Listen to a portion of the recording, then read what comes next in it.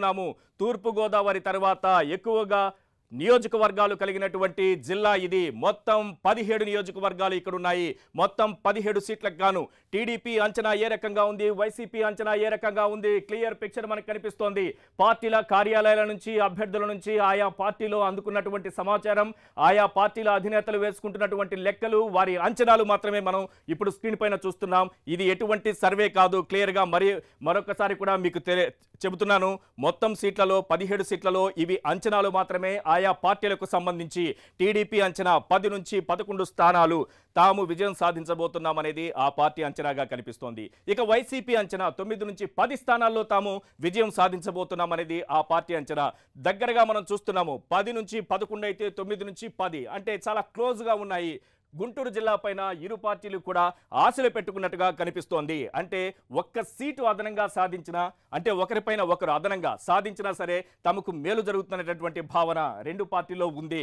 చాలా క్లోజ్గా రెండు పార్టీలు కనిపిస్తున్నాయి. కొంత ఒక్కటి మాత్రమే అదనంగా మనకు టీడీపీకి సంబంధించినటువంటి అంచనా కనిపిస్తోంది. వైసీపీకి సంబంధించినటువంటి అంచనా ఒకటి మాత్రమే తక్కువగా మనకు కనిపిస్తోంది. 10 నుంచి 11 టీడీపీ అంచనా వేసుకుంటోంది. ఇక వైసీపీ 9 నుంచి 10 స్థానాలు తమవేననేటటువంటి అంచనాలో ఉంది. రైట్, మొత్తం గుంటూరు జిల్లాలో నమోదైనటువంటి పోలింగ్ శాతం ముందుగా ఒకసారి చూద్దాం. ఆ తర్వాత పురుష ఓటర్లు, మహిళా ఓటర్లు ఏ రకంగా ఓటింగ్ లో పాల్గొన్నారు. రైట్, పోలింగ్ శాతం మనం చూస్తున్నాం. 82.6% మంది. ఇప్పటి వరకు మనం 81 అదనంగా చూసాము. అత్యధికంగా పోలింగ్ నమోదైనటువంటి జిల్లాల్లో మనకు గుంటూరు జిల్లా కనిపిస్తోంది. ఇప్పటి వరకు అన్ని జిల్లాలు చూస్తూ వచ్చాము. గుంటూరు జిల్లాలో అత్యధికంగా 82.6% మంది తమ ఓటు హక్కు వినియోగించుకున్నారు. ఇక పురుషులు ఎంతమంది, మహిళలు ఎంతమంది తమ ఓటు హక్కు వినియోగించుకున్నారు.